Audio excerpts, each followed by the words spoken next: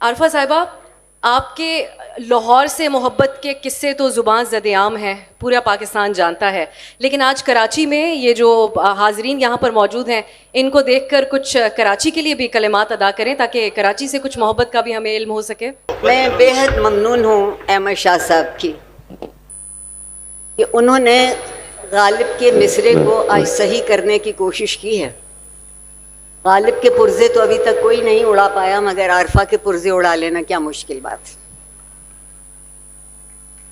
دوسری گزارش یہ ہے کہ میری میزبان نے کہا کہ ہم لوگ ذاتیات پر زیادہ بات کرتے ہیں، اور میں نے ان سے کہا کہ میری ذات ذرہ بے نشان، اس پر کیا بات کیجیے گا۔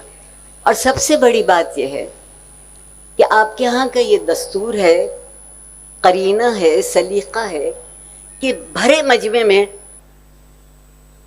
ذاتی زندگی کی باتیں کرتے ہیں۔ بھرے مجمع میں تو بس ذاتی کی باتیں کرنی چاہیے، جو چھپا کے رکھتے ہیں۔ اور سب سے بڑی بات یہ کہ آپ کو مجھے یہ تانا دینے کی ضرورت نہیں تھی کہ میری زندگی کے 3 عشق میں سے ایک عشق لاہور ہے، جہاں سے آپ نے وہ لفظ اٹھایا، اور آپ کا یہ کہنا ہے کہ کراچی کو بھی کوئی جگہ دے دیجئے۔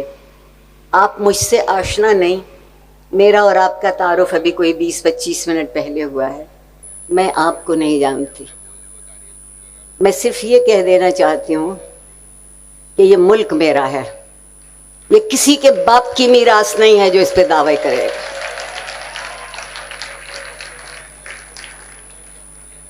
یقیناً آدمی جس جگہ رہتا ہے، جہاں اس کے دن اور رات گزرتے ہیں، ان سے وہ زیادہ بہتر طور پر واقف ہوتا ہے۔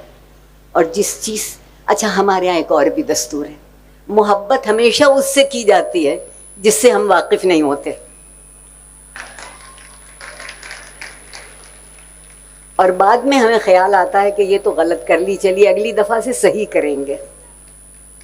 اسی صحیح اور غلط میں ہم آج تک کسی چیز سے محبت نہیں کر پائے سوائے اپنے نفس کی آواز کے۔ اس سے زیادہ ہم کچھ سنتے نہیں، اس سے زیادہ ہم کچھ دیکھتے نہیں۔ کراچی کے ساتھ میں اب شکایت کر رہی ہوں آپ سے اور کراچی والوں سے۔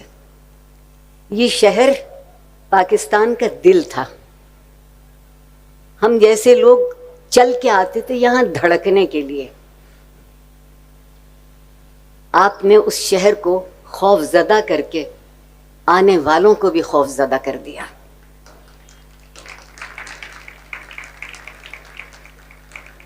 اور ایک بات یاد رکھیے گا کہ جو مصلحت کی خاطر